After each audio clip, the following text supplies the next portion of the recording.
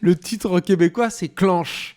Il faut en parler de ça. Et tu te rappelles, il y a la chanson à la fin, là. Speed, give me what I need. Et on a fait Clanche, donne-moi ce que je te demande. Il a fait tout un truc. chanson de Billy Idol. Oui, c'est ça. C'est Billy Idol. Clanche, donne-moi ce que je te demande. Yeah, yeah, yeah.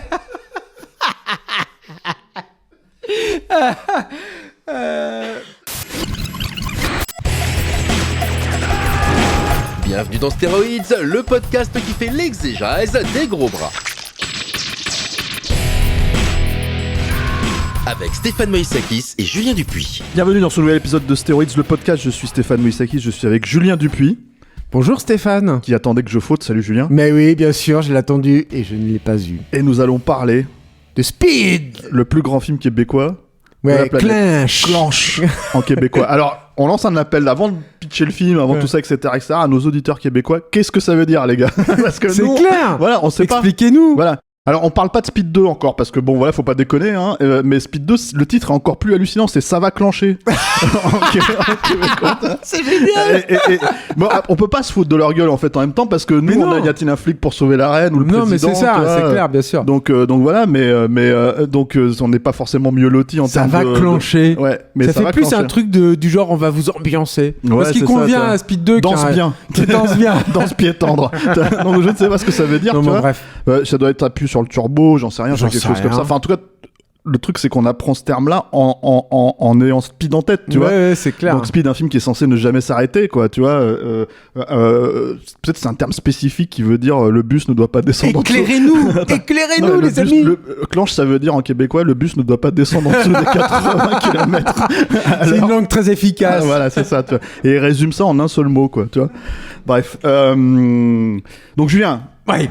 Speed. Stéphane. Oui. De Yann de Bonte. Oui. On peut clairement arguer que c'est le seul bon film de Yann de Bonte. Ouais, même si moi j'ai on a un petit fait pour Antise, non? Voilà, parce que c'est vrai qu'on avait bien rigolé, quoi. Bah oui, c'est clair. Mais et puis c'est quand même aussi un film où il y a énormément de production design, de trucs comme ça. Antise, c'est magnifique. Il faudra qu'on en parle un jour, mais peut-être dans une émission parallèle. Exactement, tu vois. Et film qui est sorti en 1994, qui a été ce qu'on appelle en fait un sleeper hit, c'est-à-dire vraiment un carton. C'était un bon budget quand même à la base, mais ça a 25 millions, c'était pas si énorme que ça. Mais ça a cartonné bien au-delà de ce qu'ils espéraient. Voilà. Effectivement. Et le studio ne savait pas du tout qu'ils avaient en fait ce succès entre les mains à ce point-là, quoi. Ce qui était évident, c'est que le film était sorti d'ailleurs en août en France, hein, et en général les gros tentpole comme ils disent, c'est-à-dire les gros blockbusters sortaient en France, aux États-Unis donc entre juin on va dire et juillet, et en France c'était réservé en octobre. Les films qui sortent en août, septembre-octobre, donc les films qui sortent en août c'était plutôt un truc. Alors 94 c'était quand même une grosse année en termes de blockbuster, parce que t'avais Forrest Gump au même moment, t'avais True Lies, t'avais aussi t'avais un autre film, il y avait L'Expert avec Stallone, en fait tous ces trucs là en fait qui étaient des très gros films. C'est de la merde. C'est de la merde, mais c'était des gros films. Toi, non, mais j'aime bien. Je l'ai revu, c'est pas terrible. T'aimes bien la scène de la douche. J'aime bien parce que c'est Luis Loza. T'aimes bien parce qu'il y a la scène de la douche. Non, mais tu peux pas dire. Tu parles, c'est la pire. C'est la pire scène de cul. Tu sens que les mecs s'aiment pas du tout. Mais c'est pas seulement ça, c'est qu'on sait très bien pourquoi j'aime bien. C'est Luis Loza. Oui, voilà, c'est vrai. Réalisateur d'Anaconda, donc. Mais c'était pas la peine de le préciser. Les gens avaient déjà. Les gens le savent. Tu vois. Avaient compensé. Puisqu'après tout, il a eu la Palme d'Or et l'Oscar. Donc. Exactement. Tu vas nous pitcher Speed? Oh non, putain. Parce que quand même assez facile, faut pas déconner, tu vois. Là, pour le coup, c'est simple. Même Arnaud Bordas, il te le fera en 1 minute. Oh putain, en fait, c'est pas si facile parce que t'as un concept de base qui a été étoffé derrière. Mais le concept de base, c'est il y a un bus. Il y a une bombe à bord, une bus à Los Angeles, quoi, avec évidemment des passagers et tout. Le bus, s'il descend en fait alors c'est 80 km/h. 80 km/h. 50 miles. Donc c'est 50 miles, c'est ça, c'est ce que je cherchais. 50 miles. S'il descend dessous, la bombe explose. Il y a un passager qui descend du bus, la bombe explose. Et il y a un flic un petit peu tête brûlée qui est joué donc par Keanu Reeves qui va devoir monter à bord et essayer de sauver ces gens, en tout cas de les maintenir en vie le plus longtemps possible. Ça, c'est le pitch de base, mais il est enrobé avec une scène d'action, notamment au début, une scène d'action à la fin. Et 3 actes, en fait. Peut-être qu'on devrait commencer par ça, parce que le scénario de Graham Yost à la base vient en fait de lui quand il a regardé Runaway Train, qui est un excellent film dont on devrait parler dans Stéroïdes. Et lui, il était persuadé, il s'était mis en tête en fait qu'il y avait une bombe à bord du train. Alors, je sais pas comment et il s'est dit mais il y a un truc à exploiter là. En fait, c'est à partir de là qu'il avait commencé à développer l'idée de. Pour lui, c'était un film étranger en fait. C'est la canon réalisée par un russe. et donc non mais du coup il s'est dit réécrivons Akira Kurosawa parce que c'est un scénario d'Akira Kurosawa. C'est vrai. Et il dit mais je vais le faire mieux. Et donc il s'est dit il y a un truc à exploiter dans un film d'action. Sans quoi il avait totalement raison. Hein. C'est une idée hyper simple, Speed, mais qui fonctionne, qui est hyper efficace. Et je trouve assez imparable. Il a écrit le scénario comme ça, qui n'était donc centré que sur le bus. Et c'est la Fox en fait qui lui a dit c'est pas suffisant, c'est trop high concept. C'est-à-dire qu'on aime bien les high concept, mais là c'est trop high concept. Il faut que tu nous fasses une scène avant et une scène après d'action, sinon les gens auront l'impression qu'on les a floués en fait, qu'il n'y a pas assez de choses. Et c'est là en fait c'est la première grosse phase de réécriture du film, il y en aura d'autres, mais la première phase de réécriture du film où il va imaginer la scène d'ouverture et la scène de conclusion où en gros l'antagoniste qui est joué par Dennis Hopper, est-ce qu'on spoil tout de suite les gars? On vous prévient, de toute façon, les amis. Ouais. Bon, on spoil tout de suite. Arrêtez tout de suite si vous n'avez pas vu Speed. Allez le voir, c'est vraiment cool et vous reviendrez nous écouter derrière. Mais le truc, c'est que donc il y a c'est un personnage de flic à la retraite frustré qui estime qu'il n'a pas été rétribué à la hauteur de ses services par l'État, qui en fait décide de prendre en otage d'abord un ascenseur. Son plan est mis à mal en fait par le personnage de Keanu Reeves. Et du coup, il refait le coup avec un bus tout en prévenant le personnage de Keanu Reeves. Et le conflit, on va dire, se résout dans la troisième scène d'action qui se passe pour le coup dans le métro de Los Angeles. C'est quand même assez récent à l'époque. C'est tout neuf, mais c'est assez ironique de se dire que tu as un film quand même sur les transports en commun à Los Angeles, alors que c'est la ville moderne qui a le moins de transports en commun. C'est un des trucs qui est intéressant, je pense, dans le concept, justement, c'est que en fait, à Los Angeles, l'idée qu'un bus ne puisse pas descendre en dessous de 80 km/h, alors qu'en fait, c'est la ville des embouteillages et tout, autoroute. Par excellence, et donc effectivement gorgé d'embouteillages, c'est quand même très connu, hein. Ils ont ce qu'ils appellent assez régulièrement, je crois, le Carmageddon, enfin un truc comme ça, où ils redoutent en fait des vrais moments en fait de frustration, et d'ailleurs à l'époque en fait il y avait d'autres films qui parlaient de ça. Il y a par exemple au tout début de Chute Libre, hein, on avait fait un épisode avec Arnaud. À la mort de Joel Schumacher, mais en fait ça parlait de ça, ça parlait de la frustration en fait de passer son temps dans la bagnole, de passer tout ça. Enfin il y a pas que ça, mais évidemment voilà, ça faisait partie de la logique et ça s'ouvrait là-dessus. Et donc en fait c'est excellent parce que d'un seul coup tu te dis mais il y a potentiellement en fait 30 000 obstacles sur ce parcours-là, et comment ils vont s'en sortir, parce que ça te parle tout de suite en fait, c'est ça qui est cool dans ce projet. Quand tu fais un concept comme ça, d'avoir de la mise en scène, en fait, t'es obligé en fait de te poser des questions. Et ce qui est assez intéressant en fait, je trouve dans Speed, c'est que c'est un film en 3 actes en fait, en l'occurrence. Là vraiment, ces 3 scènes d'action sont 3 actes très bien simple, spécifiques, bien précis, avec très très très peu d'exposition du coup. Une évolution de personnage pas très développée, mais par contre en fait mais réelle en même temps, voilà, parce qu'elle fonctionne sur, et moi je trouve en fait notamment sur le relationnel entre Keanu Reeves et Sandra Bullock, qui est assez moi je trouve, enfin c'est ce qu'il y a de mieux dans le film en termes de relations humaines, tu vois, parce que bon il y a plein d'autres problèmes à côté, on va dire, des problèmes d'écriture, peut-être aussi des problèmes d'époque, on va dire, c'est-à-dire que crevons l'abcès tout de suite en fait, parce qu'on est sur le scénario, non? Qu'est-ce que t'en penses?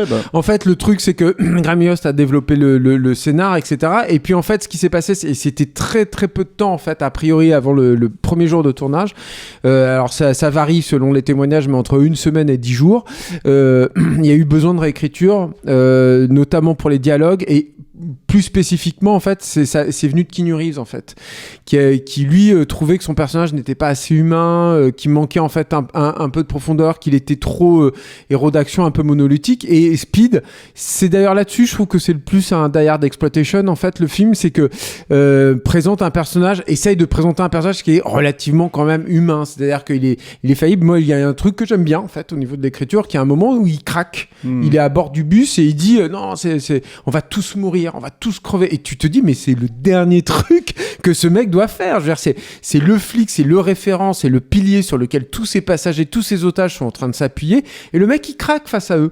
C'est assez étonnant d'ailleurs, je trouve que le seul problème que j'aurais avec ce moment d'écriture, d'ailleurs, serait que ce film ne m'a pas forcément préparé à avoir ça, en fait. Ce moment d'humanité, Et en même temps, moi, je l'aime bien parce qu'elle sonne juste, parce qu'elle est jouée par Keanu Reeves, et on l'a beaucoup moqué, notamment à l'époque, et moi, je suis pas le dernier, parce qu'il sonne un peu faux, toujours Keanu Reeves et tout. Il a un balai dans le cul. Et voilà. Et en même temps, il y a un truc que moi, j'ai apprécié sur le tard, qui est en fait... je sais pas, ce mec, il a une... je vais pas tomber dans les travers d'Internet. De tout la Keanu Reeves mania dont on a abreuvé aujourd'hui. Your breathtaking. Mais en même temps, je trouve qu'il a une humanité en lui qui pallie tous ses manques de comédien. Enfin, c'est comme ça que je l'interprète, moi. Il y a un truc chez ce mec, tu peux pas t'empêcher, t'as l'impression qu'il est bon, en fait. Et c'est peut-être pas forcément le cas. A priori, c'est le cas, mais c'est peut-être pas forcément le cas si tu creuses et tout, mais il a ça. Et du coup, ce moment-là, je trouve ça l'étoffe, en fait, là-dedans. Ça le densifie. Écoute, si t'écoutes Internet, c'est censé être le cas, puis c'est censé être Jésus réincarné, le mec, quoi, tu vois, ce qui est un peu, comment dire, poussif, un peu caisse de résonance Internet, genre on fait des caisses, quoi, justement. Mais après, effectivement, il a une aura assez sympathique. Je pense que c'est quelqu'un qui, comment dire, qui aussi a souvent fait des erreurs dans sa carrière énormes, et est revenu avec des films alors qu'on s'y attendait pas. Improbable. Matrix en premier lieu, tu vois, John Wick ensuite, ce genre de choses. À un moment donné, on le voilà, et qui s'intéresse vraiment à plein de trucs en fait différents. Récemment dans Cyberpunk 2077, justement, c'est-à-dire que et c'est un vrai rôle en fait, c'est un vrai rôle étoffé, et c'est une constante, hein, ça vient directement de Johnny Mnemonic et tout, quoi. Et voilà, c'est ça, et de Matrix, et même de Matrix. de l'amour du cyberpunk, et de l'idée en fait de s'intéresser justement à des concepts philosophiques, à des concepts comme ça de vie. Little Buddha, voilà, qu'il incarne en fait au final. Mm. Alors il a un côté effectivement très entre guillemets moderne et très conscient de lui-même, parce que c'est le problème, je pense, de Keanu Reeves, c'est qu'en fait dans son jeu, c'est quelqu'un qui a beaucoup conscience de comment il joue, et du coup ça se sent, quoi, tu vois, c'est-à-dire que c'est son côté balai dans le cul. Quand tu arrives à le détourner comme dans Matrix, tu vois, justement, où tu l'habilles en curé, quoi, en gros, et voilà, enfin ça fonctionne, quoi, tu lui donnes finalement très peu de lignes de dialogue. Dans Speed, ça fonctionne aussi parce que aussi il est dans l'action tout le temps. C'est-à-dire que le principe du film même le pousse à être dans l'action tout le temps. C'est-à-dire que le seul truc qui peut vraiment le définir quand tu regardes le personnage, c'est que c'est un membre d'une SWAT team ou je sais pas quoi, ce qui est quand même très léger. Ouais, c'est et clair. En fait, c'est peu, quoi, tu vois. Et il a peut-être éventuellement un relationnel avec Jeff Daniels qui est bon, et ils sont potes, c'est plutôt sympa, ils arrivent à se parler, tu vois. Pareil avec Sandra Bullock au final, au fur et à mesure du film, mais ces personnages n'existeraient pas. Ce serait compliqué quand même, si tu veux, de tracer vraiment un portrait du bonhomme. Si ce n'est que c'est un mec qui agit tout le temps, qui est hyper actif, et qui finalement ressemble à un héros d'action américain de base, en fait. C'est-à-dire que c'est toute la problématique en fait qui était posée dans Last Action Hero qui est sorti un an avant. McTiernan posait cette question, en fait. Est-ce qu'on peut être un héros d'action sans forcément agir, en fait, sans forcément être le mal alpha qu'on te demande d'être, etc. Bah là, eux, ils oublient ça, ils se posent même pas la question, ils vont à fond dedans. Donc finalement, tout est défini par le reste des personnages, tout est défini par ce qui se passe, en fait, les péripéties qu'ils doivent surmonter. Et effectivement, ce moment dont tu parles où il craque, qui est quand même un moment très spécifique en plus, puisqu'il juste, enfin, on spoil, hein, mais il perd son ami, tu vois, donc il perd un référent, quoi. Il tombe finalement à point nommé, moi je trouve, quoi. Ouais. Maintenant, alors bon, on a beaucoup parlé de ça, mais c'est pas un film de personnage, hein, en toute honnêteté. Non, mais justement, on était encore sur le scénario, justement aussi, c'est le truc, et c'est Joss Whedon en fait qui viendra, qui ne sera pas crédité, il en voudra beaucoup à la Writer Guild of America, là, qui est donc aide-moi, le syndicat en fait, le syndicat des scénaristes, qui gère notamment les crédits et qui en fait dans les films de studio tu dois être membre, en fait, c'est obligatoire, en fait, sinon tu travailles pas vraiment à Hollywood et dans le cadre des studios si c'est pas le cas. Donc on peut, en fait, parce que bon, c'est quand même compliqué aux États-Unis, les couvertures sociales, ce genre de choses, etc. Donc en fait, c'est presque normal, on va dire, d'avoir un syndicat qui gère ça. Bien sûr. Ça s'appelle un syndicat. Maintenant, il y a quand même des logiques un peu, étranges, en fait, pas de mafia, j'ai envie de dire, parce que ça reste la Writers Guild, en fait, mais dans les logiques de syndicats. Bien sûr, mais il y a beaucoup ça relève trucs. de ça. Ça relève de ça sur des vrais métiers à risque et compliqués, en fait, qui sont peu couverts, tu vois. On sait quelle est la relation, par exemple, avec des Jimmy Hoffa sur ces trucs-là. Mais ce que je veux dire, en fait, si tu veux, c'est que sur la Writers Guild, surtout le principe, c'est que ils demandent, en fait, aux scénaristes, à d'autres scénaristes qui sont pas du tout dans le projet, et qui n'ont aucun conflit d'intérêt, de faire une review, en fait, des scénarios, des différentes versions, et d'attribuer un pourcentage en fait de ce qu'a fait chaque scénariste. Et en l'occurrence, pour être crédité, il faut avoir réécrit 50% du film. C'est pas sûr que Joss Whedon ait réécrit 50% du film. Bah si, en fait, parce que même en fait c'est ça en fait qui est aberrant en fait. Je sais pas ce qui s'est passé.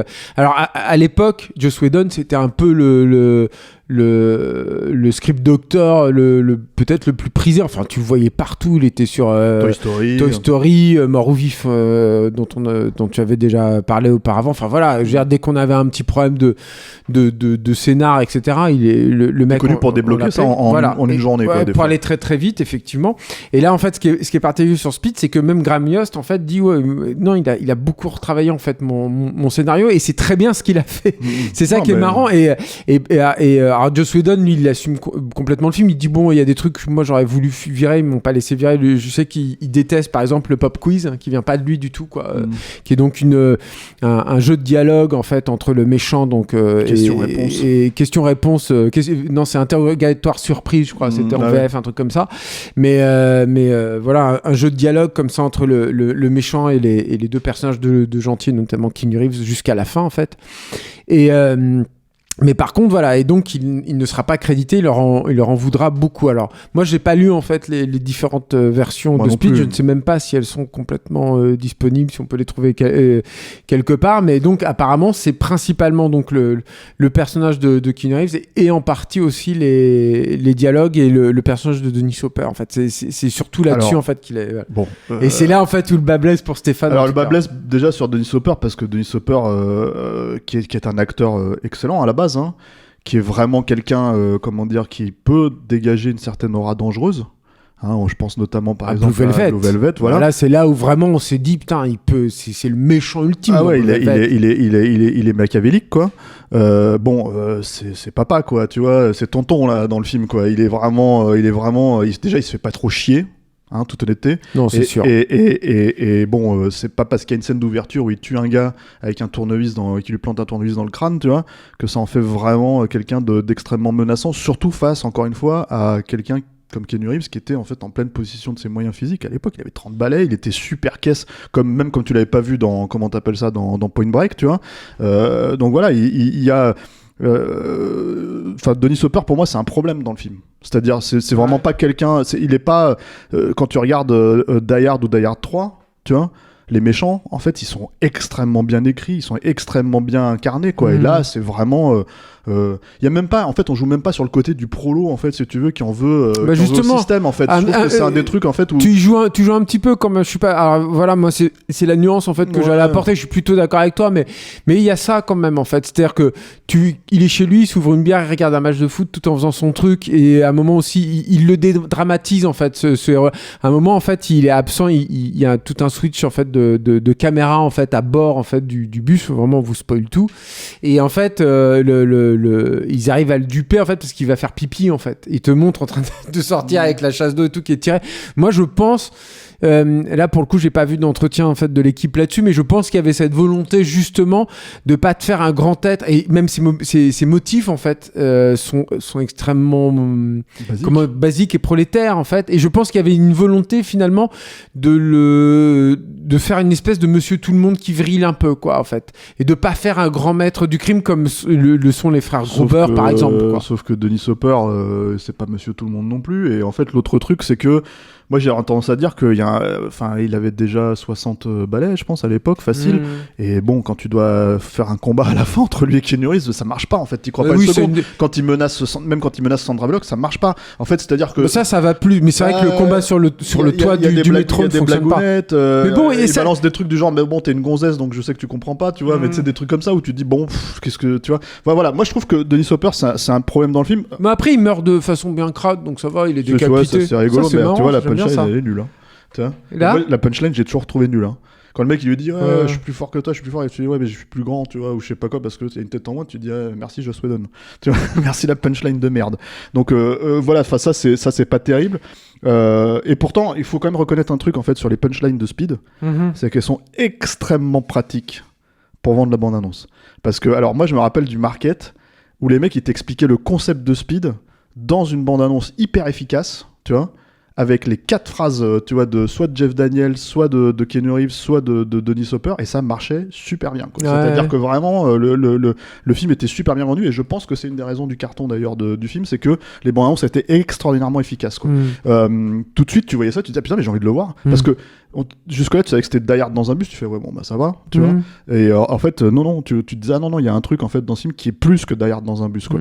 Et donc ça, c'était un des trucs, mais après, moi, je pense surtout dans l'écriture, en fait, ce que j'aime pas, moi, personnellement, dans l'écriture du film, c'est limite, en fait, Speed, presque. Tu vois, c'est tellement high concept que tu pourrais te dire ça pourrait presque être un film muet, presque. Tu vois, c'est-à-dire évidemment avec du son, évidemment avec tout ça, mais en fait des dialogues, mais à la limite de la limite, c'est-à-dire vraiment en fait dégraissé complet. Et c'est pas toujours le cas. Parce que, en fait. Pas loin quand même, Steph. Hein. Mais c'est surtout que t'as des écritures de persos qui sont pas possibles, tu vois. C'est-à-dire que moi, tous les passagers du bus, déjà, outre le United Colors of Benetton du truc, tu vois, en fait, tu as le melting pot à l'américaine qu'on essaye de te caser dans un seul bus, en fait, à Los Angeles, tu vois. Oui, mais c'est aussi parce que. Alors là-dessus, je t'interromps un peu aussi, tu peux le voir comme ça, mais c'est aussi un film sur Los Angeles, en Speed. Hein. Moi, je le vois clairement là comme ça. Et c'est un des trucs que j'aime bien dans le film. Et je pense aussi qu'il y a cette volonté, en fait, dans le bus, de te prendre un peu tous les archétypes en fait que tu peux voir à Los Angeles. Donc moi ça me gêne pas tant que ça en fait. Mais ça, je vois pas comme un truc politiquement correct en fait. Je vois comme une espèce de microcosme de cette ville, quoi. C'est surtout qu'en fait si tu veux, enfin moi j'ai du mal à comprendre l'écriture des persos. C'est-à-dire que le touriste là qui essaye de draguer Sandra Bullock, tu vois. Ouais, ça va. Tu sais ce que c'était en fait. Ça effectivement c'est un personnage de Joss Whedon dans le scénario de Graham Yost. Je trouve que c'est bien pire en fait. C'est possible. Hein. C'était un avocat très véhément en fait, et alors là c'est pareil, tu sens le Die Hard mais alors à fond sûr, quoi, tu vois. Mais de toute façon c'est une influence. Et très vraiment une vraie ordure en fait, jusqu'au bout, et c'est Whedon qui a dit non mais on va pas faire ça, on va faire un mec un peu plus fragile, etc. Et c'est lui qui a eu l'idée en fait donc du provincial qui arrive sur la grande ville. Moi je trouve que ça passe quoi. Je vais pas te dire que je sauve le film pour ça, c'est évident, mais je trouve que ça fait le taf, et je trouve que notamment tu vois il y a quand même une efficacité chez Whedon qu'il faut lui reconnaître. Alors après il faut voir aussi ce qu'il sacrifie pour cette efficacité, et c'est là où je te rejoins. Mais par exemple, dans l'efficacité, c'est la gag sur l'aéroport, par exemple, où tu te dis, ah oui, donc... enfin, tu comprends... Moi, je comprends un peu le perso, en fait, à ce moment-là, quoi. Ouais. Donc voilà... Mais moi, il n'y a pas que lui, hein, tu vois, il y a la nana qui passe sous le bus, tu vois, qui est proprement insupportable, tu vois. Ouais, mais c'est son rôle. Ah oui, mais bon, tu vois, et puis surtout, tu te dis, il y a quasiment pas de cohérence psychologique, je trouve, là-dedans. C'est-à-dire qu'en fait, en gros, quand je vois cette scène arriver, le premier truc que je me dis, en fait, elle est pas tombée dans une trouille, tu vois. Elle est proprement insupportable. Et en fait, ouais. Et en fait, on aurait totalement pu éviter le truc. Et la scène est d'ailleurs assez mal foutue, en fait, en vrai, parce que quand tu fais attention à cette scène-là, tu vois, clair, c'est assez mal monté. Ouais, ce qui est quand même pas le cas du film à la base. Le film est super bien monté. Il y a des espèces de ralentis pourris. Enfin, tu vois, il y a un truc en fait à un moment donné où tu te dis, ok, l'explosion, tu sens que en fait, ils se sont dit bon, il y a une explosion, mais est-ce qu'on voit vraiment que c'est une explosion parce qu'on peut pas faire sauter le bus, tu vois? T'as l'impression c'est un des très rares, parce qu'on va revenir aussi, mais c'est un des très rares moments. Je suis tout à fait d'accord là-dessus sur la réal. C'est un des très rares moments où tu te dis ils ont pas réussi à faire ce qu'ils devaient faire parce que c'est trop compliqué en fait. Et or c'est un film où jamais, sinon en dehors de ça, tu te dis putain, ça a dû être un enfer à tourner. Ça passe vraiment. Après, quand tu réfléchis, tu dis oh, mais l'horreur quoi. Non, je sais même pas comment ils ont filmé un truc pareil. Mais sur cette scène-là, en fait, c'est vraiment le truc où tu te dis ouais, là ils ont pas réussi. Mais de toute façon, Speed est vraiment le meilleur de Speed pour moi. C'est vraiment quand le film ne s'arrête pas. Ouais, c'est-à-dire, c'est la logique de dire t'as pas le temps de toi de réfléchir sur la simple idée que évidemment en fait qu'ils vont pas percuter un landau. Évidemment qu'il n'y a pas de bébé dedans. C'est-à-dire que t'es au volant avec Sandra Bullock et tu dis putain ils ont percuté un bébé, tu vois, pendant une seconde. Et en fait c'est ton cerveau reptilien qui est pris en compte, et il te dit, et tu fais ça et d'un seul coup tu vois c'est ça l'explication. Mais sauf qu'en fait la nouvelle péripétie arrive derrière, et du coup voilà, et ces péripéties là c'est des péripéties, si tu fais attention, surtout la toute première partie avant le gap, avant tout ça, avant le saut et tout ça, c'est des péripéties de séries télé. C'est-à-dire en fait en gros ils font passer une bagnole tu sais qui est sur le pas de l'autoroute, tu vois, ou alors ils cassent des il faut faire il faut vriller, donc mettez-vous du côté du truc. C'est vraiment des petites péripéties, mais par contre elles s'enchaînent tellement de manière en fait, si tu veux, il te fait bon vous savez quoi, c'est très de fluide. toute façon on est obligé de les faire, donc on va les faire, tu vois, mais on y va, tu vois, c'est-à-dire on les assume, on les fait jusqu'au bout. Et en fait, le film. Et en plus, avec une belle graduation là-dessus. Voilà, et voilà, c'est ça. Il y a une gradation et il y a un truc qui fait qu'en fait, on ne s'arrête pas. Et au final, ça participe de l'idée que tout le film est exploité. C'est-à-dire chaque scène est exploitée, si tu veux, jusqu'au bout. C'est-à-dire que la scène du trou, tu dis comment ils vont faire. Bah, ils le font en fait. Et pourquoi ils le font ? Parce qu'ils ne s'arrêtent pas. C'est-à-dire qu'en fait, tout simplement, le bus ne peut pas s'arrêter, c'est la logique du film. Et si tu as accepté ce concept-là de base, bah, en fait, c'est comme ça que tu t'en sors. Et après, ce que tu disais sur le truc de Los Angeles, c'est très vrai parce que, par exemple, et ça c'était assez nouveau à l'époque, et je pense que ça participe aussi du succès du film, c'est-à-dire le fait que ça soit très contemporain à ce moment-là. Ouais. L'idée, en fait, si tu veux, que c'est une ville qui fonctionne avec des hélicoptères, et qui fonctionne donc avec des hélicoptères pour la police qui va surveiller les quartiers, qui fonctionne avec des hélicoptères pour les, les journaux télévisés, si tu veux. Et c'est sorti littéralement aux États-Unis le mois de la poursuite avec O.J. Simpson. Donc en fait, tu pouvais pas faire plus, dans le ton à ce moment-là que, de montrer ce truc en fait où lui, le personnage de Dennis Hopper, peut voir ce qui se passe dans le bus aussi grâce aux médias. Et du coup, en fait, jouer sur l'idée que s'il rentre dans un aéroport et qu'en fait dans un aéroport on peut pas filmer au-dessus, tu vois, etc., bah là d'un seul coup il gagne une certaine avance sur le méchant, quoi. Et ça, c'est des idées, mine de rien, qui sont hyper bien pensées, hyper bien ramenées dans le film et qui sont pas du tout appuyées. Il y a pas un discours sur ce genre de choses. Il y a pas genre, une notion politique de ce que c'est. Tout, en fait, pour moi, tout Speed, en fait, fonctionne quand tu acceptes en fait que tu dois juste travailler sur ton cerveau reptilien, sur l'aspect reptilien du film. C'est-à-dire tac tac tac, ça s'arrête jamais. Du coup, la scène d'ouverture, elle fonctionne aussi beaucoup sur ça. Tu vois, dès qu'ils se mettent un peu à parler, tu fais ouais bon. Puis il faut parler de la première apparition des héros aussi, hein, que moi j'aime beaucoup en fait. Parce bagnole. Que t'as une espèce de bagnole en fait qui fait un bond, mais t'as l'impression qu'ils sont en train de tomber du ciel, et le premier moment en fait où tu les vois vraiment qui sortent de la voiture, t'as un mouvement de steadicam circulaire en fait autour d'eux qui ne s'arrête pas, quoi, et tu les vois qui prennent leur et qui est hyper bien cadré en fait, et qui est super beau. Ouais, bah alors, il faut présenter Yann de Bont, peut-être que les gens ne savent pas qui c'est. C'était un directeur de la photo hollandais à la base, qui a fait vraiment ses armes, on peut le dire, avec Paul Verhoeven, qui est monté aux États-Unis avant Paul Verhoeven. C'est un des facteurs qui a fait que Paul Verhoeven est monté aux États-Unis. Lui, il lui avait dit viens ici, et c'est intéressant en fait qu'il lui ait dit ça à Paul Verhoeven. Je trouve que ça en dit beaucoup en fait sur le personnage de Bont. Il lui a dit viens ici, t'es très bien payé. Et il y a les meilleurs techniciens de la Terre. Et je trouve que dans Speed, ça sent en fait ça. C'est-à-dire que tu sens que le mec, il a su s'entourer des bons caméramans. Il a su s'entourer, avoir la bonne émulsion de caméra. Il a su, enfin, c'est un film qui techniquement est vraiment beau, quoi. C'est très bien fait. Je dis pas beau dans le sens, c'est un film d'esthète, non, c'est pas le cas. Voilà, c'est pas du tout le cas. Hein. C'est l'efficacité qui prime d'abord avant toute chose, quoi. Mais la photo est très claire, par exemple. C'est pas un film qui joue dans l'ombre ou quoi que ce soit. Par exemple, dans la cage d'ascenseur, c'est extrêmement éclairé, mais c'est bien éclairé. C'est-à-dire que tu y crois quand même à cette cage d'ascenseur, et tu y crois en fait à cet éclairage-là. Tu crois à ça, mais tu crois pas trop aux persos qui sont dedans, je trouve. Moi, c'est-à-dire que ça fait partie des trucs, encore une fois, qui sont un petit peu... oui, mais... dans l'écriture, enfin tu vois le connard derrière le truc, tu sais qui se fout de la gueule du mec devant. Oui, tu vois, oui, non, bon peut-être, mais en fait, ce que je veux dire, c'est que j'ai quand même l'impression, et c'est ça un peu mon problème sur les écritures, juste pour terminer sur ce point, tu vois, j'ai quand même l'impression, en fait, si tu veux, que si tu sors du trio Jeff Daniels, Keanu Reeves et Sandra Bullock, tu vois, c'est tout. Qui devait être Hélène DeGeneres, il faut qu'on le dise parce que c'était aussi. De toute façon, il y a une petite anecdote, mais c'est quand même ouf, quoi. Il y a un jeu de chaise musicale en fait dans ce film. On a parlé, et Mark Gordon en parle dans le producteur Mark Gordon en parle dans le commentaire audio. Il dit qu'à la base, en fait, c'était un projet qui était développé par John McTiernan, qui, moi, quand j'en ai parlé avec John McTiernan lui-même, m'a dit, bon, j'ai pas tant travaillé avec ça. Après, John, il faut savoir. Parce qu'il faut dire que Yann de Bont était aussi directeur de la photo sur Piège de cristal. C'est très important. Et Octobre Rouge. Et en fait, le truc avec McTiernan, c'est qu'il faut savoir que, quand il fait pas le film, tu vois, c'est vrai qu'il a tendance à mettre ça de côté et voilà. Et le seul truc en fait qu'il m'a dit sur le film, c'est qu'il m'a dit je sais que Yann de Bont, enfin je peux te dire que Yann de Bont m'a appelé parce qu'il avait un problème avec Keanu Reeves, avec le jeu de Keanu Reeves, et que le jeu de Keanu Reeves était un peu rigide, et il lui dit toi t'es un directeur d'acteur, moi c'est mon premier film. Comment est-ce que je dois faire, en fait, si tu veux, pour faire en sorte que ça passe. Voilà. Et McTiernan, qui connaissait le projet, en fait, lui dit, fais-le courir tout le temps. tout le temps.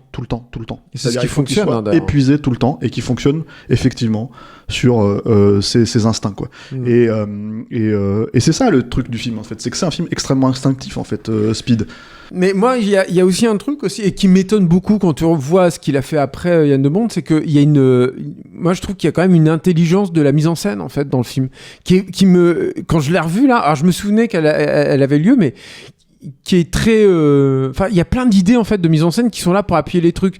Tu vois, tu parlais de la scène du saut qui est donc le gros morceau en fait du film où en fait il y a une bretelle d'autoroute avec une espèce Qui de n'est pas pont terminé, et quoi. qui n'est pas terminé. Ils le savent pas. Le bus doit faire un saut impossible en fait et il décide de le faire. Et quand tu le vois en fait au loin en fait ce truc, bon alors, évidemment le gouffre est beaucoup plus étendu que ce qu'ils annoncent et tout dans le truc.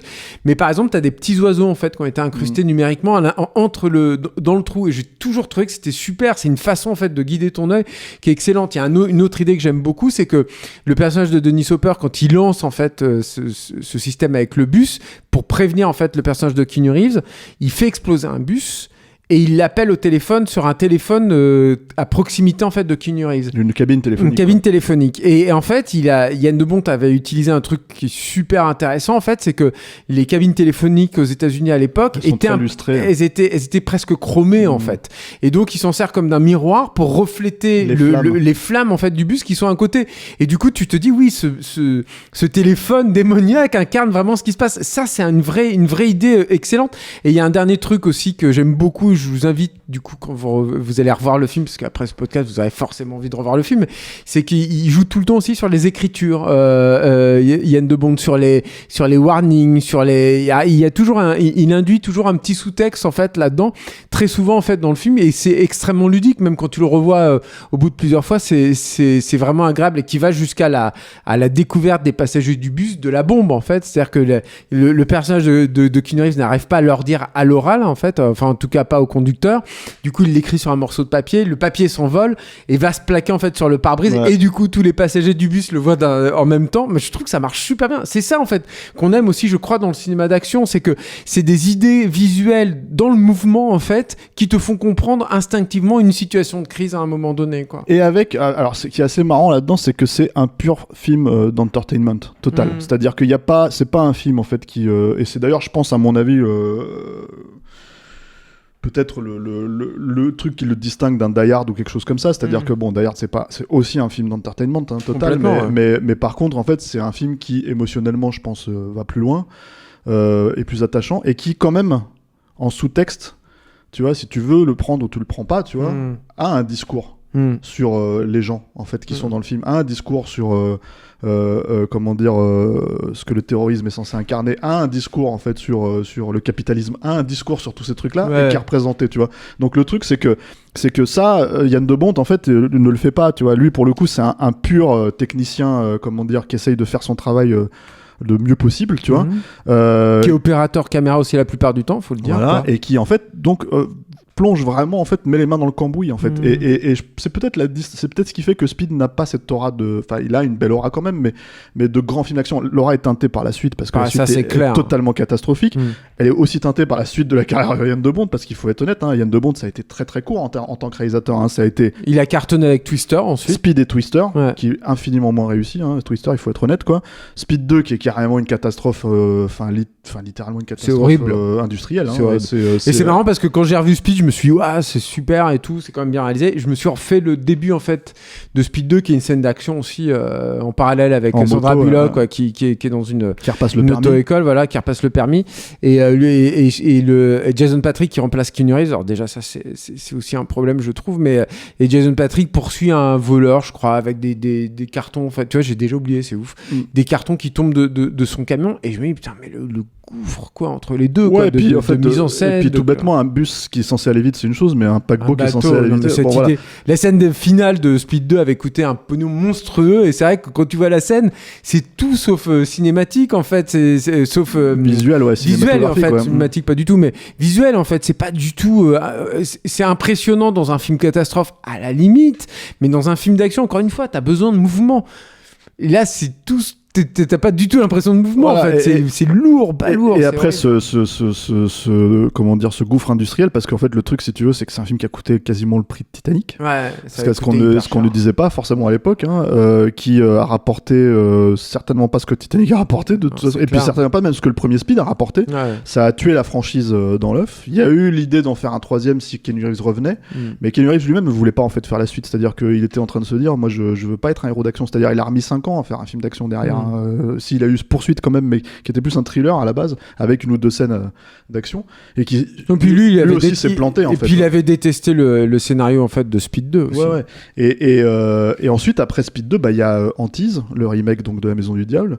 Tomb Raider 2 et Tomb Raider 2. Donc voilà, en fait c'est ça la carrière de réalisateur d'Ian de Bont, et c'est très honnêtement ça ne fait que aller de pire en pire quoi. Non, Antise c'est quand même le top du top. Non mais c'est pour dire que finalement en fait il avait aussi ce discours, je sais pas si tu te rappelles de ça, et surtout à l'époque de Speed 2 il avait dit mais moi je suis dans l'action quoi. Je filme l'action, tu sais, je suis dans l'action, et tu regardes Speed 2, tu fais mais de quoi tu parles quoi, tu vois, enfin c'est... Mais pourtant dans le 1, c'est encore une fois c'est le cas, c'est-à-dire que comme je l'ai dit tout à l'heure, il est en permanence là-dedans, et lui ce qui était marrant en fait, c'est qu'à l'époque, alors c'est pareil, il faut se remettre dans le contexte avant Greengrass par exemple, tu vois, et tout, mais lui en fait Ian de Bont, il disait je veux une image de type documentaire, pour que les gens soient vraiment au cœur en fait de la situation que je suis en train de dépeindre, mais sans les désagréments du documentaire. Et c'est un autre truc aussi, c'est que quand tu revois Speed aujourd'hui en ayant en tête tous les Jason Bourne et tout, tu vois à quel point c'est agréable en fait. C'est-à-dire que oui, c'est vrai que la caméra est quasiment jamais statique. Par exemple, il avait fait un truc intéressant, c'est que quand ils étaient à l'intérieur du bus, au lieu d'utiliser des pieds ou de la fixer la caméra sur le bus, qui arrive aussi parfois, il la mettait sur comme des gros élastiques en fait. Donc la caméra est plutôt statique, mais un petit peu en mouvement, mais pas suffisamment en mouvement pour que ça donne mal au crâne ou que t'aies du mal à suivre le truc, quoi. Donc c'était des trucs comme ça ou par exemple il avait mis aussi des rails sur le plafond en fait du bus. Donc ça veut dire que la caméra elle a un peu les chocs du bus, les mouvements du bus, mais en même temps t'as des points de raccord visuels très fluides en fait dans le mouvement d'appareil. Il y a comme ça une recherche en fait d'entre deux. C'est ça, c'était une des forces aussi de Bont, c'est que par exemple sur Die Hard, sur le travelling à la fin et tout, il crée ses propres outils pour bouger sa caméra. Il avait fait ça avec Verhoeven et tout. Et il avait aucun problème en fait à faire en sorte que justement il y ait ce qu'on appelle des défauts photographiques en fait dans le film. C'est-à-dire exactement, que c'était une des raisons pour lesquelles... Il les assume moins dans Speed, je trouve. Ouais, d'accord, mais parce que je pense que Speed en fait, et c'est aussi la grosse distinction avec la suite de sa carrière, c'est que en fait c'est son seul petit budget, tu vois, par rapport au reste. C'est-à-dire que tous les autres films, c'est des films qui ont coûté très très cher en rapport au canon de production, quoi, et qui, plus il avait de l'argent, et on va dire moins, je pense, il travaillait sur l'efficacité primale en fait de la. Mais je pense aussi qu'il y a un truc, c'est que dans le concept même de Speed, tu peux pas tricher aussi au bout d'un moment. C'est-à-dire que Speed 2, il l'a fait. Je pense que parce que Speed 2, tu tournes pas de la même façon. C'est-à-dire que là, t'as un bus qui est à Los Angeles et qui roule tout le temps. Et surtout à cette époque-là, je sais pas si moi j'aime pas ce discours d'aujourd'hui, on aurait tout fait sur écran vert. En fait, je suis pas du tout certain que ce soit le cas, mais le truc qui est certain, c'est qu'à l'époque, en tout cas, il y a déjà pas mal d'effets numériques d'ailleurs dans Speed, et qui sont surtout il y a de la rétroprojection. La scène dans le métro. Et moi je me rappelle que j'avais vu justement un reportage c'était la première fois que j'entendais parler du projet dans le journal du cinéma, où il y avait des images de ce tournage-là. Ils montraient un peu du bus et du saut en fait, voilà, mais ils montraient surtout le truc, et je m'étais vraiment fait la réflexion. Je me dis mais ça va pas marcher en fait. Le truc la rétroprojection à l'écran, à la façon dont c'était filmé. Tu vois, je me disais, mais en fait, c'est daté comme principe, et en fait, le truc fonctionne plutôt bien. La rétroprojection est très souvent utilisée par Cameron et tout. C'est un truc qui marche feu de Dieu quand il est bien utilisé. Mais bien sûr, mais là, ça fonctionne en fait parce que t'as ces espèces de mouvements de gyrophare en fait quelque part, tu vois, qui vient et qui te raccorde d'office en fait avec les images que t'as derrière. Et puis c'est très sombre aussi. Ouais, il y a ça, et puis c'est très sombre, et puis de toute façon, ce train, le raccord entre le mouvement, la lumière et puis l'image qui est diffusée derrière, tu l'as presque d'office, j'ai envie de dire, quoi. Mais moi je parlais surtout encore une fois du bus, c'est-à-dire que ce qui est aussi fascinant, c'est que tu vois toujours ce qui se passe derrière, et le bus est toujours aussi dans le contexte qui convient. Je veux dire, t'imagines le casse-tête que ça a été à tourner, quoi. Je veux dire, t'es dans un plateau qui est mouvant en permanence, quoi, où tu dois avoir toutes les voitures qui cernent, qui sont là avec des conducteurs cascades, etc. Tu dois les coordonner, tu dois mettre le bus, donc le plateau, toujours à l'arrière. Faut que la lumière soit raccord. Je veux dire, on n'est pas sur le tournage des Dents de la Mer, mais c'est quand même immersif, quoi, tu vois. Et c'est ça aussi, moi j'ai un vrai plaisir aussi là-dessus sur Speed, c'est que c'est aussi un plaisir quand t'aimes la technique au cinéma, que t'apprécies une belle image ou quelqu'un qui se fait suer à tourner quelque chose de propre et de joli, Speed, c'est un vrai plaisir en fait là-dessus, quoi. C'est-à-dire que je veux dire, Sandra Bullock, quand elle roule sur le tarmac en fait de l'aéroport de Los Angeles, tu vois en permanence des avions derrière. Bloquer un tarmac à Los Angeles pour tourner dessus avec une équipe de tournage qui va faire exploser le bus derrière, n'est pas rien. C'est-à-dire que voilà, déjà il rentre dans l'aéroport, t'as un avion qui est en train de décoller, tu vois. Donc, ça, c'est il est super truc. Ce plan. Voilà. Il est vachement bien en plus parce que t'as plein de mouvements contradictoires. Vous verrez, déjà il y a une focale assez longue qui écrase les perspectives, donc t'as plein de choses qui se passent dans le plan.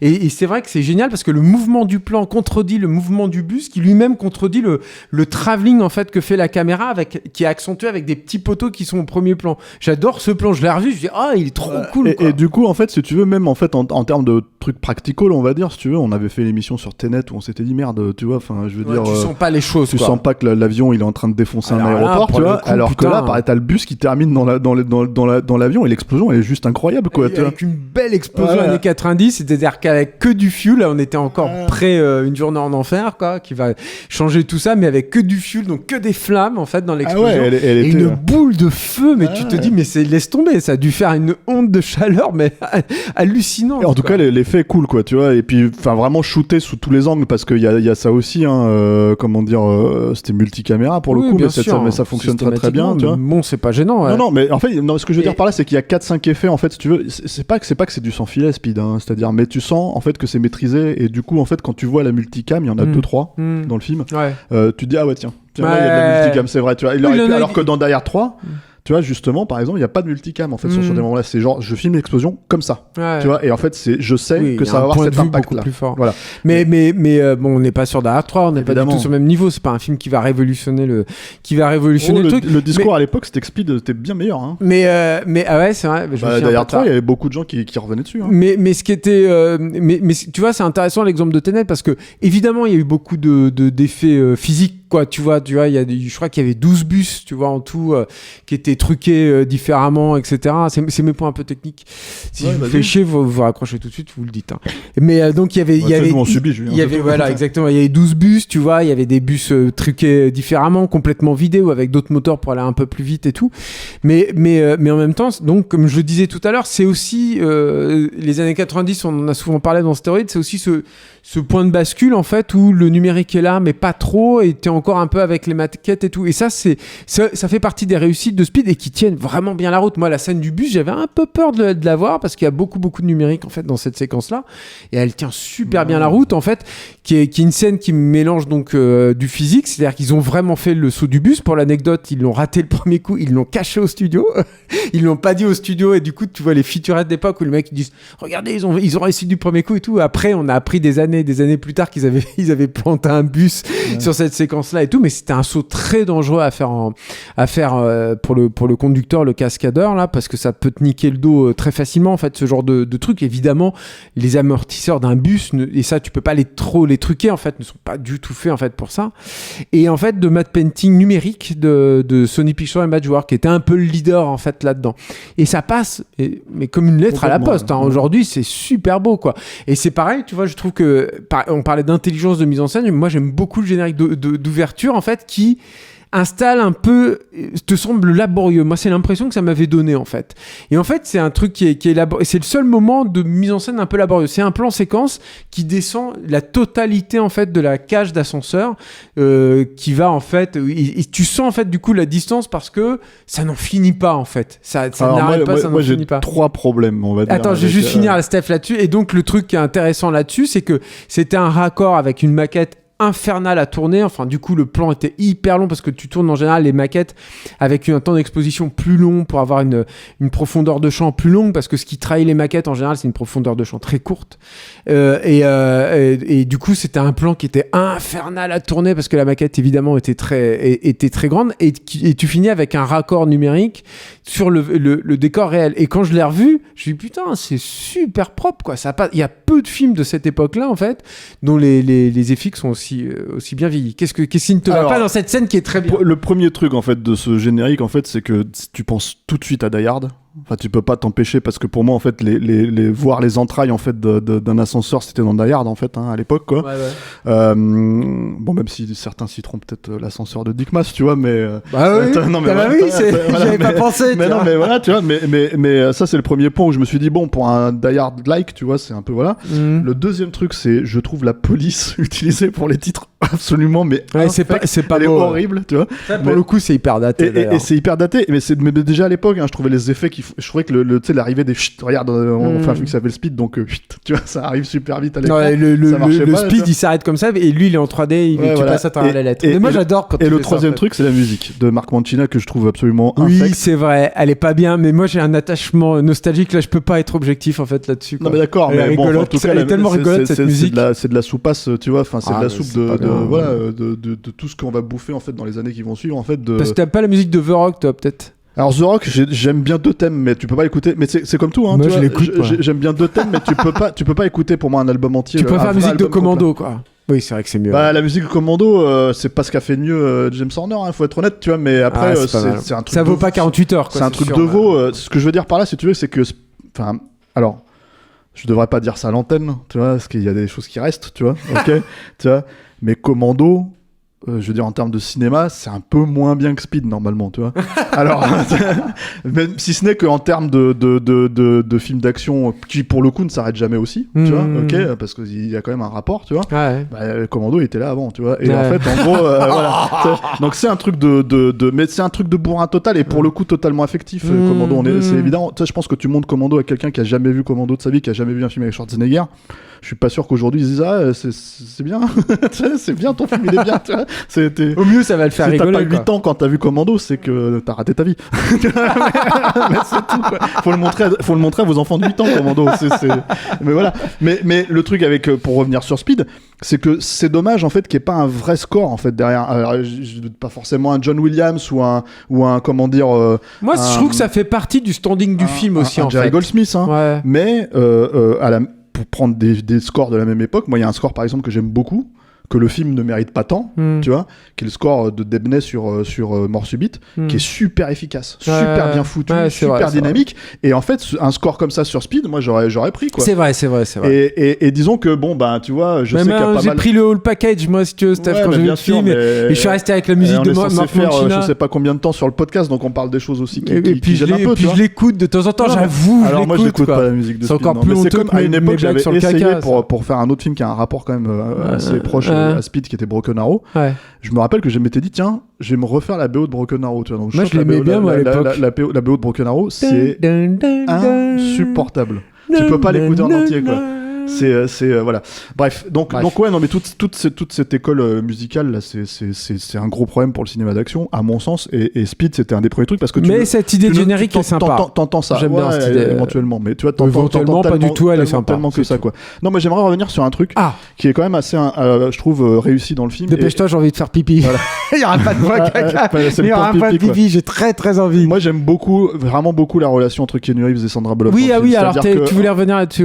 C'est vrai qu'on en a pas beaucoup parlé. Finalement, qui devait être Stephen Baldwin en plus. Est-ce que ça aurait moins fonctionné à la place de Sandra Bullock? Stephen Baldwin à la place de Keanu Reeves et Hélène DeGeneres à la place de Sandra Bullock. Putain, on a échappé à du lourd. C'est ce que je disais. En fait, c'est un jeu de chaise musicale ce film, parce qu'on a parlé de McTiernan, mais il y a aussi le film a été proposé à Quentin Tarantino. Après c'est vrai. Dogs, et en fait, Quentin Tarantino disait mais qu'est-ce que vous voulez que je foute dessus? Qu'est-ce que vous voulez que je fasse avec ça? D'accord, ok. Mais c'est un des films qui lui a été, comme tu vois, je pense quand t'étais la hot shit en fait à Hollywood à ce moment-là, en fait, on proposait un peu tout ce qu'il y avait, ce qui passait sous la main, quoi.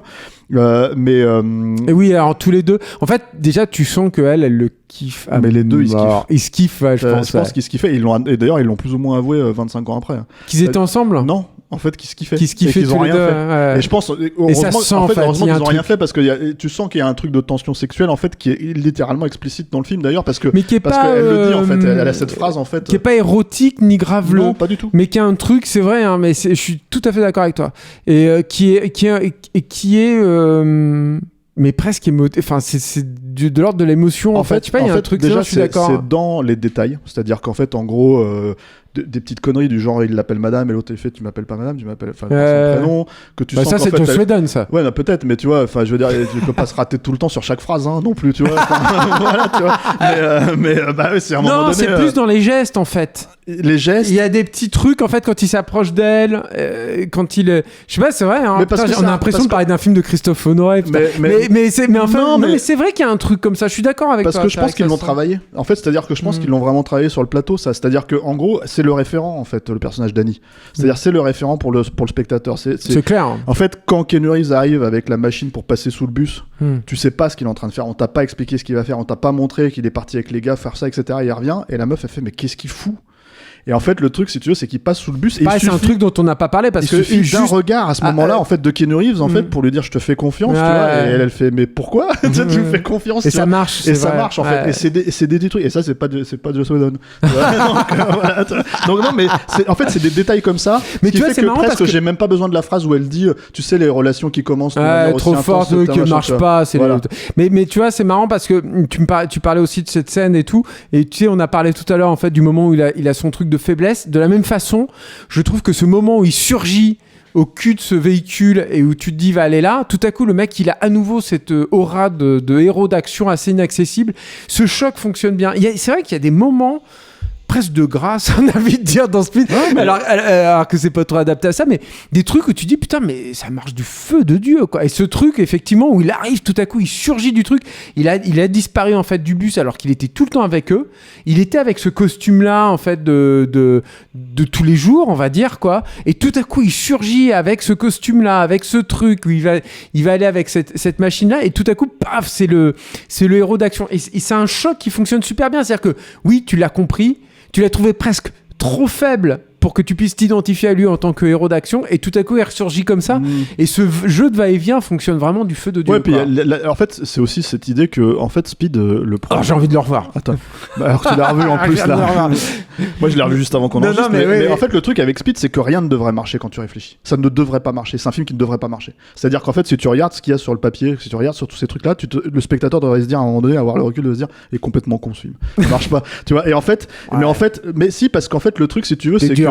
Non, je suis pas dur, je parle du concept, hein, je parle vraiment d'un truc où tu te dis ça devrait pas marcher. Et d'ailleurs, le truc avec quand Graham Yost a essayé justement de réitérer certaines idées dans Broken Arrow, ça ne marche pas. Tu vois, il y a trop de pognon, il y a trop de, tu vois, voilà, c'est un réalisateur qui fonctionne à l'émotion à la base, John Woo, donc il peut pas être dans, il a cette efficacité. Hein, ouais, je veux bien faire un Broken Arrow avec toi parce qu'il faudrait que je le revoie. J'avais bien aimé. Broken Arrow, moi le seul truc que j'accorderais au film, si tu veux vraiment, c'est que je trouvais ça hyper injuste en fait à l'époque qu'on le compare à Piège à grande vitesse, qui était pour le coup un vrai nanar, tu vois. Maintenant, c'est un film qui est assez mal foutu. Il y a des gros, pour le coup, les qualités d'écriture des personnages, on va dire, si tu veux, en tout cas John le Travolta relationnel est très sobre dedans, il est pas mal. Et il fonctionne pas du tout dans Broken Arrow. Il y a eu l'idée que j'aime bien moi dans Broken Arrow. Non mais on n'est pas là pour parler de Broken Arrow, on en reparlera. En fait ils se connaissent pas les persos et ils se donnent leur nom à la fin. C'est le seul truc que j'avais trouvé cute, tu vois, dans leur fonctionnement. On fera pas un Broken Arrow. Mais vous avez eu Speed et Broken Arrow en un seul stéréotype. On pourra le faire. Mais en fait il y avait cette idée là que tout bêtement en fait, si tu veux, le relationnel émotionnel en fait entre ces deux personnages là qui sont le référent pour le spectateur fonctionne, que tu peux dire que c'est une histoire d'amour sans que ce soit une histoire d'amour en fait dans le film, que tu la comprends totalement parce qu'en fait tout est encore une fois entre les lignes, c'est-à-dire que en gros c'est la subtilité, si tant est qu'il y a une subtilité dans Speed, du truc pour moi, tu vois, c'est-à-dire que vraiment. Mais j'irais même jusqu'à dire, alors tu seras peut-être pas d'accord avec moi, mais dans la scène de métro à la fin, faite en grande partie d'ailleurs aussi avec des maquettes, il la quitte pas, qui faite avec des maquettes d'ailleurs qui sont pareil, hein, ça tient plutôt bien la route, c'est assez joli quoi. Et mais moi le fait par exemple qu'il la quitte pas et qu'ils restent tous les deux, et tout à coup t'as un moment aussi pareil de assez dramatique, assez pesant, où tu dis bon bah ils vont mourir ensemble, mais en même temps c'est pas grave, ils meurent ensemble. Et je sais pas, il y a un truc qui se joue qui est assez inattendu. C'est incroyable que effectivement, ni Gramios, ni Yann de Bont n'auront jamais réussi dans leur carrière ensuite à retrouver ce genre de truc, quoi. De petits moments. C'est assez étonnant. Mais je pense qu'il y a aussi un truc dans Speed, c'est que même s'il y a des grands professionnels, même s'il y a une bonne idée de base et tout, il y a quand même un truc où les planètes s'alignent. C'est-à-dire qu'effectivement, avec Hélène DeGeneres et Stephen Baldwin, cette scène dans le métro, je suis pas sûr qu'elle aurait fonctionné. Non. Et il fallait que les deux persos s'aiment en fait sur le plateau. Et puis il fallait que ce soit eux. Il fallait qu'ils aient aussi quelque part aussi. Alors j'aime pas forcément ce terme, mais je trouve qu'il s'adapte bien cette fraîcheur. Sandra Bullock, c'est ça aussi dans Demolition Man. Elle devrait être. Enfin, elle a un côté insupportable. Moi, je trouve sur certains trucs qui étaient agaçantes. Alors que là, elle est pas. Mais elle a un truc pétillant en fait. Elle est, je sais pas. Il y a un truc. Elle est vivante quoi. Et bon, elle est un peu chiante quand même des fois. Mais en majeure partie du temps, elle est hyper. Moi, je trouve dans le film, elle emporte le morceau parce qu'elle est agréable quoi en fait, parce qu'elle est elle a beaucoup de vie en fait. Je sais pas. Il y a un truc en elle qui fait que et les deux, c'est vrai qu'il y a une alchimie, il y a quelque chose qui fonctionne. En fait, c'est absolument pas étonnant qu'elle soit devenue une star avec ce film. En fait, c'est ça le truc. Et d'ailleurs, une star pareil, encore une fois inattendue, parce que la personne qui a vraiment profité du succès de Speed, objectivement, c'est Sandra Bullock. D'ailleurs, en fait, clair. Et Yann de Bont quand même aussi. Alors Yann de Bont derrière, mais Yann de Bont, il a planté sa carrière, tu vois, de réal. Il a fait Twister derrière. Donc il faudra qu'on fasse un stéroïde sur Twister. Ouais.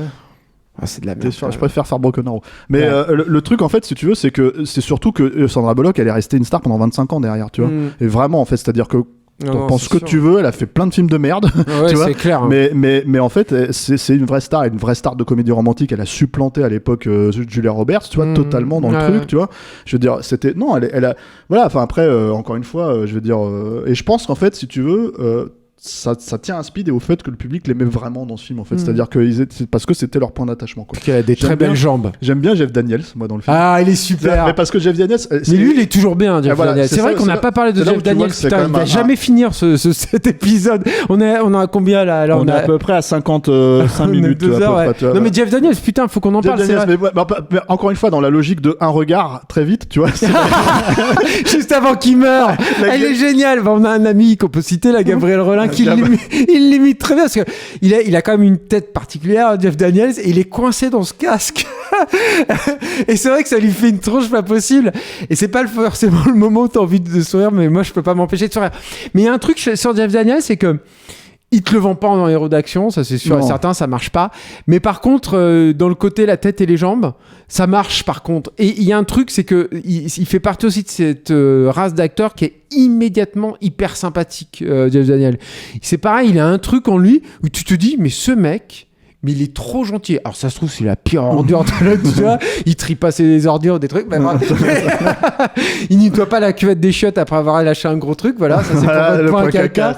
Mais par contre il est, mais je sais pas, il a un truc en lui qui est hyper sympa et qui fonctionne très bien. Et surtout en fait c'est quand même un truc où c'est quand même le témoignage d'être un grand acteur, tu vois, vraiment et discret, tu vois, parce que c'est un grand comédien. C'est pas quelqu'un qui surjoue en fait, si tu veux, ces trucs quoi, tu vois. Il a toujours été très juste et très sobre, que ce soit dans Speed, dans The Newsroom par exemple, dans Dangereux sous tout rapport, ou Dumb and Dumber qui est sorti la même année. Exactement, fallait le citer. Et pour moi, je dis Dumb and Dumber parce que c'est un exploit d'arriver à égaler Jim Carrey à ce moment-là de sa carrière. On n'est pas là pour en parler, c'est vrai, mais le mec, c'est vrai que le mec arrive à tenir tête à Jim Carrey dans un film comme ça, à cette époque-là de Jim Carrey, quoi. Et que tu te rappelles de lui. Et tu te rappelles de lui, il fonctionne, le duo arrive à fonctionner, c'est trop fort. Et que, comment dire, le personnage. Je suis trop d'accord avec Stéphane. Le personnage ne te pose pas de problème, en fait, si tu veux, de Dumb and Dumber ne te pose pas de problème quand tu regardes Speed ou n'importe quoi d'autre. C'est très très fort. Est-ce qu'on fait, en fait, on termine sur Jeff Daniels? C'est ce que tu avais vu quelque chose à rajouter? Moi, j'ai quand même une petite question pour toi, parce que c'est une question qu'en fait que je me suis toujours posée. Vas-y, dis-moi. En fait, vis-à-vis de de Speed. Oui, vas-y. C'est un film qui va tellement, qui est tellement presque naturel parfois, tu vois, dans sa façon de présenter les choses, que tu te demandes s'il n'y a pas mal de petits accidents heureux. Oui, c'est ce qu'on s'est dit. Il y a un plan. Dans le film, qui m'a toujours un peu, je me suis toujours dit, mais est-ce que c'est fait exprès, ou est-ce que c'est un accident heureux, ils l'ont gardé. C'est le butt shot au début. Tu sais, il y a une nana qui se fait embarquer dans l'ascenseur, là, tu sais, qu'on sort, tu vois, qu'on évacue. Elle a un string. Et t'as un tout petit plan culotte. Et en fait, mais suffisamment visible pour que tu te dis, tiens.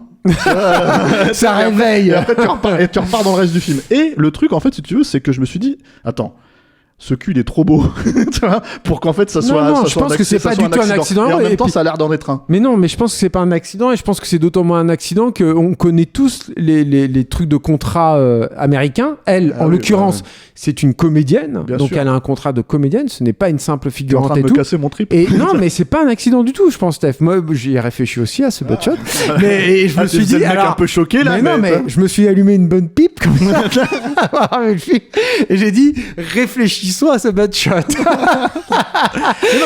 mais c'est faut pas être possible. honnête, il est marquant ce plan. Non, mais bien sûr. Mais en fait, pourquoi il est marquant ? En fait, je pense qu'il y a un truc. Tu parlais de cerveau reptilien, c'est-à-dire que le truc, c'est que toi, en tant que mâle, alors bon, je parle en tant que mâle hétéro, hein, je suis désolé, mais c'est comme je ne vais pas me refaire. Mais en tant que mâle hétéro, dans le si tu veux, dans le comment dire, dans les jets de où vais-je aller ? Non, mais dans les faut faire attention avec toi quand on parle de fesses. Non, mais en fait, ça provoque des trucs physiques, toi, un film d'action, quoi, tu vois. Et je pense que tout à coup, avoir ce truc-là d'excitation, ça fonctionne. Et il y a un autre truc aussi, c'est que je pense que, enfin, moi, c'est aussi comme ça que je l'ai vu en fumant ma bonne pipe, là. C'est que je pense aussi que ça te montre c'est comme quelqu'un qui se fait pipi dessus quand il a peur dans un film, tu vois, parce qu'il est pris en joue, un truc comme ça. C'est que ils te sont présentés ces personnages-là comme très élégants, ils sont en tailleur, etc. À partir du moment où la meuf, il y a ça, tu sens qu'ils sont dans cette urgence et qu'ils ils ont plus le choix en fait. Ils se lâchent, ils se retrouvent dans le truc. Donc c'est un truc de personnage aussi, ce butt shot, quoi, quelque part. Ouais, bah oui, après moi c'est surtout l'immédiateté du plan en fait qui m'a toujours surpris parce qu'en fait je l'ai toujours c'est très court effectivement, mais tu le lis tout de suite. Tu vois pas vraiment les fesses de la nana, mais en fait c'est un truc suffisamment pour voir suffisamment pour comprendre et surtout te dire bon c'est un accident dans le moment puisqu'en fait ils sont en train de l'évacuer et tout. Mais est-ce que c'est un accident dans le film ? Et vraiment, en fait, je pense pas effectivement non plus. Parce que ça, et c'est ce que tout le monde me dit. En fait, je pose souvent la question aux gens quand on parle de suite, parce que c'est vrai que je trouve que ça fait partie des trucs. Alors, il se trouve c'est trivial parce que c'est une paire de fesses, mais ce que je veux dire, en fait, si tu veux, c'est que je trouve ça hyper, c'est assez démonstratif de ce qu'est le film en fait quelque part ce plan et je pense que c'est pour ça qu'il marque un peu tu vois au-delà de la beauté de comment dire physique tu vois le butt shot de Speed. Accident ou pas accident ? Voilà. Dites-nous ce que vous en pensez sur tous nos réseaux sociaux, dans les commentaires, sur Facebook, Twitter, Instagram et pas TikTok. Je pense qu'on peut dire que depuis, en gros, 25 ans que ce film est sorti... La question aura été tranchée ? Voilà, c'est plutôt pas mal, on peut le recommander. Mais bien sûr. Ah oui, à ce niveau-là. Ah, bah, bien sûr. Non, vraiment. Moi, j'ai toujours un peu peur quand je revois Speed. Bah, tu régulièrement, penses que ça va plus marcher. C'est clair. Mais parce que c'est un film fragile. Mais c'est clair. Parce que je me dis, ouais. C'est ce que je dis, ça devrait pas marcher. En fait. Par exemple, moi, j'avais vachement peur des effets numériques. Je me suis dit, putain, ça fait plus. Ça devait faire pas loin d'une quinzaine d'années que j'avais pas vu, peut-être une dizaine, 10-15 ans et tout, et t'as peur en fait de ça, et puis ton rapport aux acteurs évolue, tu vois, aujourd'hui. Mais ça fait partie. Mais en fait non, c'est un film qui, je trouve, moi, c'est peut-être le truc qui m'a le plus surpris, et je terminerai peut-être là-dessus personnellement, c'est que le film bouge pas beaucoup en fait. Non. Il a pas beaucoup bougé, et ça, c'était pas gagné quand je sortais de la salle en 94. 94. Août 94. Août 94. Autour du 20. Je crois le 24 août. Et j'allais dire 24 août, putain, j'allais faire un Stéphane Mais faudra vérifier, quoi, je suis pas tout à fait sûr. Mais en gros, oui, je suis d'accord avec toi, et surtout, il y a cette idée quand même que souvent, en fait, des réals qui ont bien merdé derrière, dans leur carrière, en général, t'as pas trop envie de revenir, en fait, sur le film que t'as bien apprécié, parce que tu te dis merde, tu vois, ça se trouve, là, en fait... on a beau avoir vu Antise plusieurs fois, en ce qui me concerne. Non, mais c'est comme... j'aime encore Speed. Tu vois, j'aime pas trop le cinéma de Soderbergh par exemple, mais Out of Sight, hors d'atteinte, c'est un film que je peux revoir mais des tonnes et des tonnes de fois. Et ça vieillit pas aussi. Et Speed, mine de rien, c'est dans cette catégorie aussi, quoi. Voilà. Merci Julien. Mais merci Stéphane, écoute, voyons. Voilà, merci Alain, merci à la technique. Merci Alain. Qui nous écoute. En faisant des Candy Crush. Quand on fait des longs podcasts comme ça. Je pense qu'il poste. Si. Non. Sur les commentaires. Quand on fait des longs podcasts comme ça, là, c'est comme Waterworld et tout, il en a, et au bout d'un moment, il en a ras-le-bol. En fait, alors vous nous écoutez en train de passer le balai et la nénette, un coup de nénette dans votre cuisine parce que bon, vous avez fait des crêpes et vous en avez fait tomber par terre. Je pense qu'il y a un truc comme ça et tout. Mais lui, il fait, au bout d'un moment, c'est pareil, il nous écoute en faisant un petit coup de Candy Crush. T'en as à quel niveau de Candy Crush, Alain ? Level 323. Non, le truc c'est qu'il fait pas ça, il répond aux commentaires sur Capture Mag. Non, sur YouTube en fait, quand les gens disent de la merde, ils disent Julien Dupuis, sale gauchiste et tout, il répond, tu vois. Donc c'est tout. Il y a des gens qui disent ça.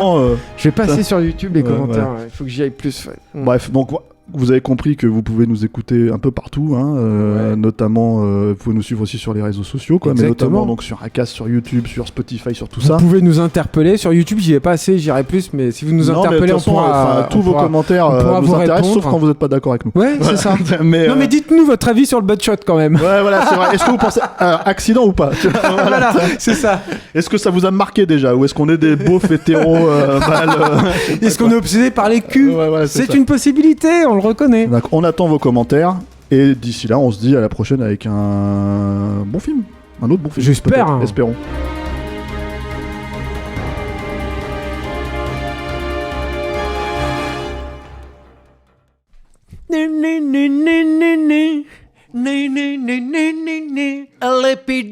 LAPD